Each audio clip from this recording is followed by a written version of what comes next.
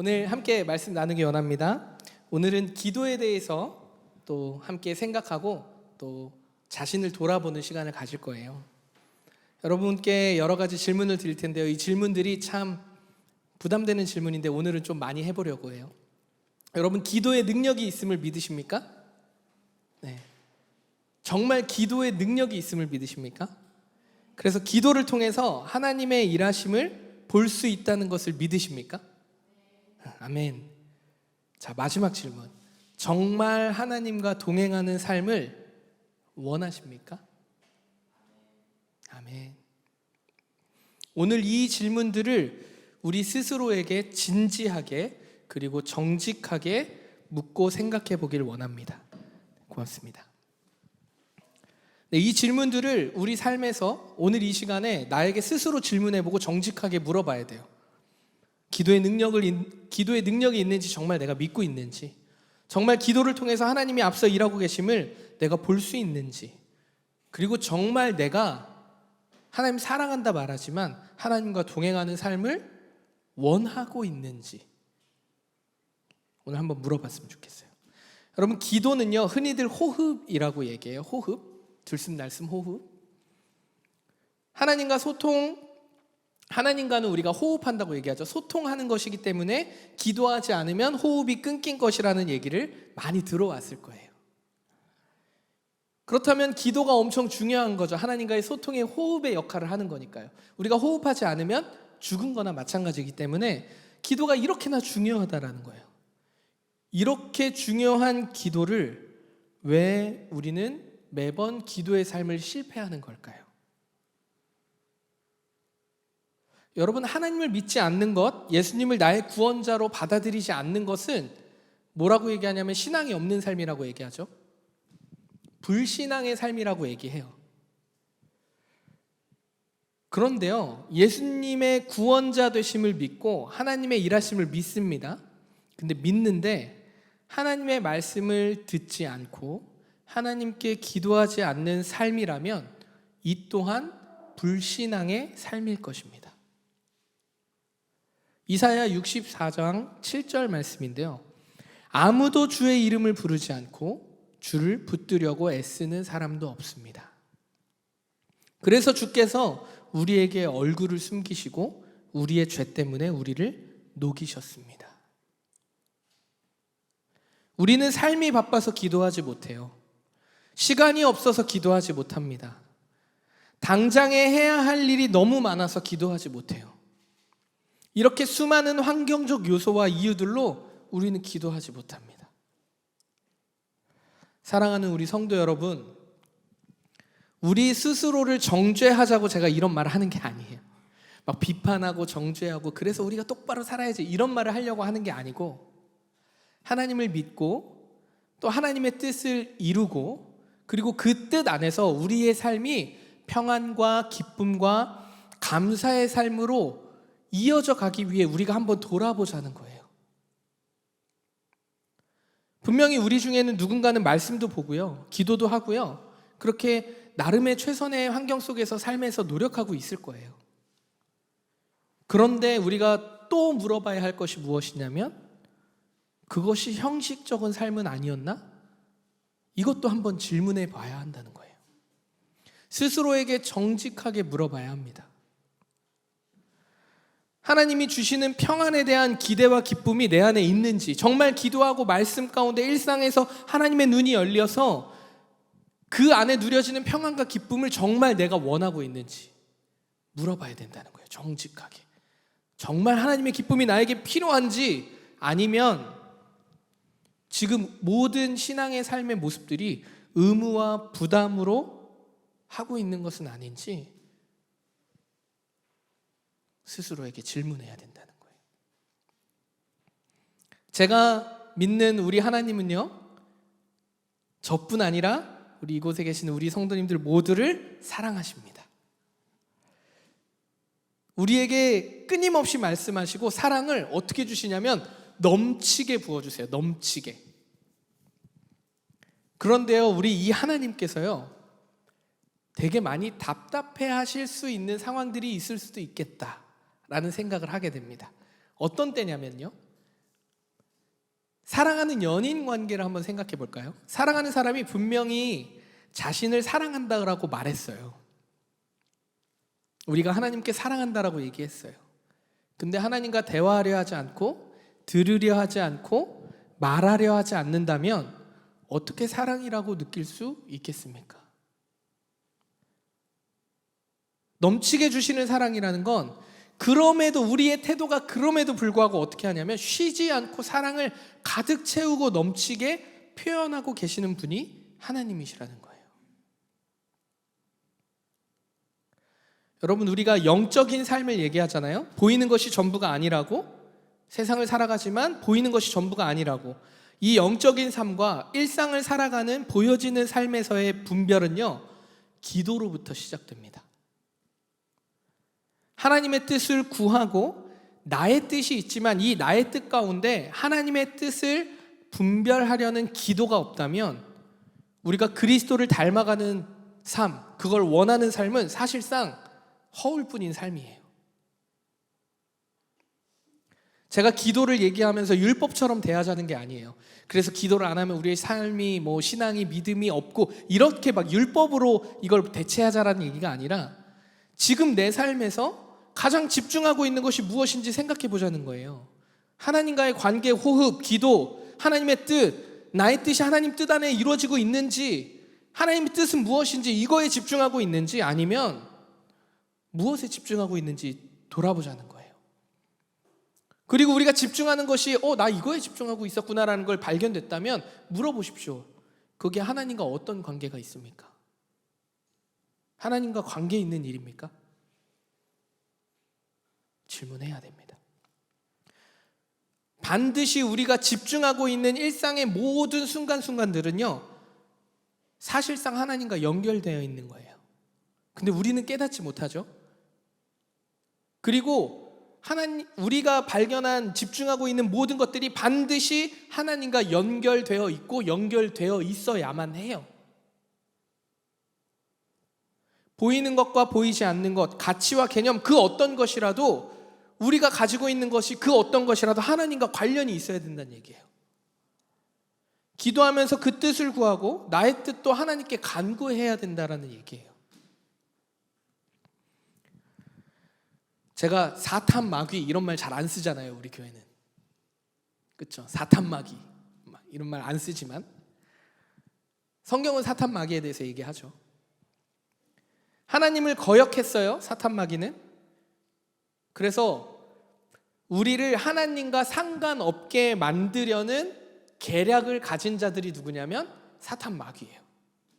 근데 이 마귀들은요, 우리를 하나님이 아니라 하나님과 관계되고 하나님과 연관되게 만들려는 것이 아니라 그걸 못하게 하지 않아요.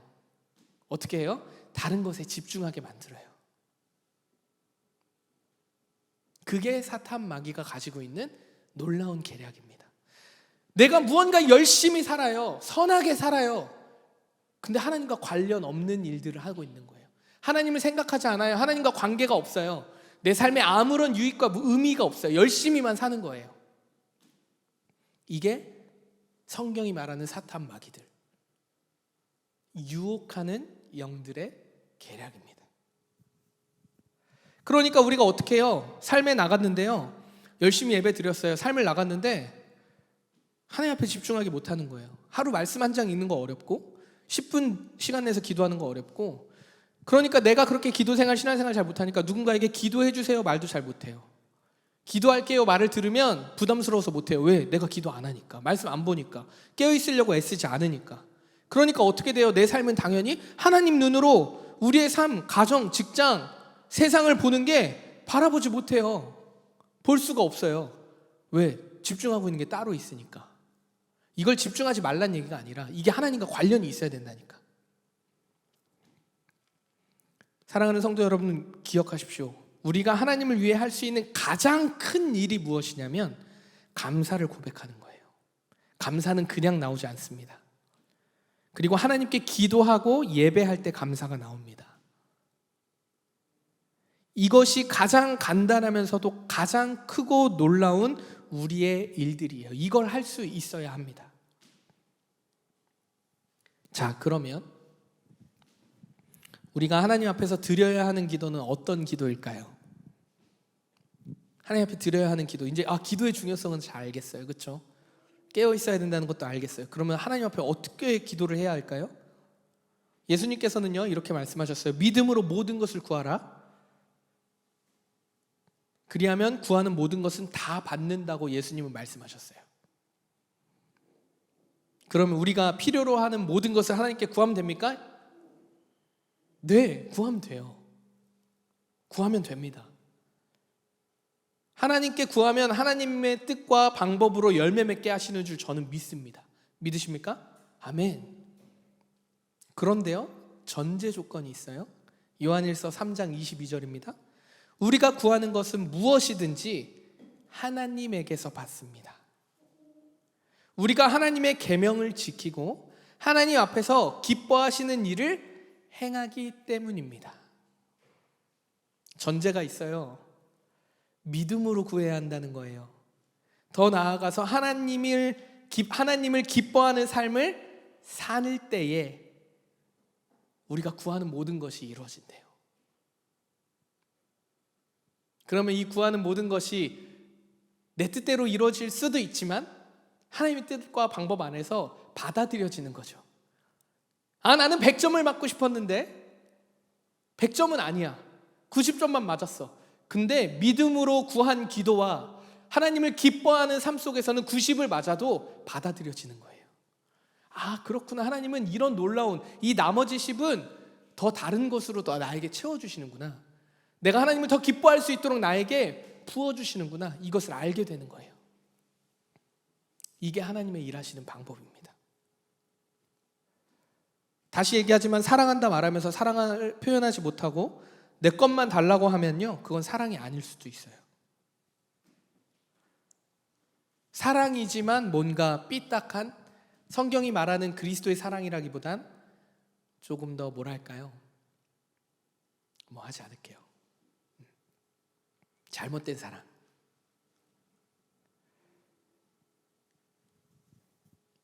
그러면 우리의 기도가 어떻게 하면 되나요? 믿음으로 기뻐하는 삶 속에서 하나님을 기뻐하며 감사하며 기도하는 거죠. 그러면 이 기도를 어떻게 시작하면 될까요? 그냥 하나님 감사합니다. 절 생각은 잘 안 나는데 그냥 감사합니다. 이렇게 기도하면 되나요? 맞아요. 그것도 너무 귀한 일이에요. 마음을 정하고 기도하는 것, 감사를 고백하는 것도 너무 귀한 일입니다. 그런데요, 오늘 함께 읽은 본문은 다르게 얘기하고 있어요. 하나님 마음에 합했던 사람이 누구예요? 다윗이잖아요. 다윗이 구했던 기도가 우리의 기도의 시작이 되어야 하는 줄 믿습니다. 하나님, 내 속에 정결한 마음을 창조하소서. 내 안에 정직한 영을 새롭게 하소서. 하나님, 내 속에 정결한 마음을 창조하소서. 내 안에 정직한 영을 새롭게 하소서. 하나님, 내 속에 정결한 마음을 창조하소서. 내 안에 정직한 영을 새롭게 하소서. 할렐루야. 다윗은 하나님 마음에 합한 자였지만요, 그의 인생에서 큰 죄를 지었어요. 자신의 부하의 아내인 바세바를 범하고요, 부하를 죽이는 큰 죄를 범했습니다. 그 남편을 죽여버려요. 우리아의 아내죠. 그러나 그는 하나님 앞에서 더 이상 죄를 짓고 싶지 않았어요. 하나님을 사랑함으로 하나님이 자신이 다윗 왕이 될 때까지 어떻게 인도하셨는지 그 사랑을 너무나 감격스럽게 경험했던 사람인데, 죄 짓고 나니까 더 죄를 짓고 싶지 않은데 그 유혹이 너무 막강한 거야. 그래서 눈물로 찢어지는 가슴을 붙들고 하나님께 통회하면서 간구하면서 기도하는 것입니다. 하나님, 내 속에 정결한 마음을 창조해 주시옵소서. 내 안에 정직한 영을 새롭게 하여 주시옵소서. 저는 우리의 기도의 시작이 바로 이와 같아야 하는 줄 믿습니다. 통회하는 마음으로 하나님께 간구해야 됩니다. 하나님, 나의 속에 정결한 마음, 깨끗한 마음, 거룩한 마음, 하나님을 향한 뜨거운 마음을 창조해 주시옵소서. 그리고 내 안에 성령이 주시는 그 정직한 영으로 살게 해 주시옵소서. 날 새롭게 하여 주시옵소서. 사랑하는 올디너리 성도 여러분, 우리가 예수를 믿을 때에 새로운 피조물이 되었다라고 얘기해요. 보라, 이전 것은 지나갔으니 새 것이 되었도다. 예수 그리스도의 값없는 보혈의 피로 우리는 씻은 바 되었다는 거예요. 내가 아무리 열심히 닦아도 씻어낼 수 없는데, 아무 죄가 없고 완전하신 분의 피로 나를 그냥 덮어서 모든 죄를 씻겨 나가게 하셨다는 거예요. 우리가 이 믿음으로 무릎 꿇고 하나님께 나아가야 합니다. 회개하는 마음과 감사의 마음과 기쁨의 마음으로 간구하면서 기도하는 삶을 살아야 한다는 거예요. 제가 늘 말씀드리죠. 하나님께서는 하나님의 뜻을 이루기 위해서 앞서 일하시는 분이다. 잠깐 기다렸다가 너 움직이네? 그럼 나도 움직여야지? 아니요. 하나님 일하고 계세요. 쉬지 않고 성실하게 하나님의 뜻을 위해서, 하나님 나라를 위해 일하고 계세요. 그리고 그 일에 우리를 자녀로 부르셨고 동역자로 초대하셨습니다. 우리가 그 일에 동참하는 삶에 있어서 가장 먼저 해야 되는 게 기도로 하나님의 뜻을 구한다는 거예요. 그래서 기도의 시작이 되어야 된다는 것입니다. 나의 뜻을 돌아보는 삶은요, 반드시 필요한 우리의 삶의 태도예요. 하나님께서 반드시 우리를 통해서 일하시기 때문에, 그걸 원하시고 바라시기 때문에 부르시고 보내신 거예요. 우리 사도행전 16장 5절 말씀 기억나세요? 빌립보 교회가 처음 형성되는, 마게도냐 사람의 환상을 보고 바울 선교팀이 이탈리아의, 유럽의 첫 땅을 밟고서 루디아를 만났던 그 장면 기억나세요?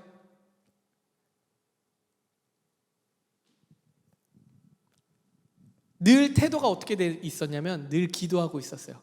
예수의 영이 막으시고 성령이 막으시는데 늘 기도하면서 머물러 있었던 거예요. 공동체와 함께 계속 머물러 있었던 거예요. 계속 막히는데 그러다 환상을 본 거예요. 기도하는 가운데 하나님 뜻이구나. 확신함에 이르러 곧장 네아폴리로 가서 머뭇거리지 않았습니다. 기도하면 머뭇거릴 여유가 없어요. 왜? 하나님의 일하심을 보고 있는데, 내 눈으로 보고 있는데 머뭇거릴 이유가 있어요? 전지전능한 하나님이 일하시는 걸 내가 보고 있는데 머뭇거릴 이유가 있습니까? 없죠. 추상적인 얘기라고 들리십니까? 아니요. 하나님은 살아 역사하십니다.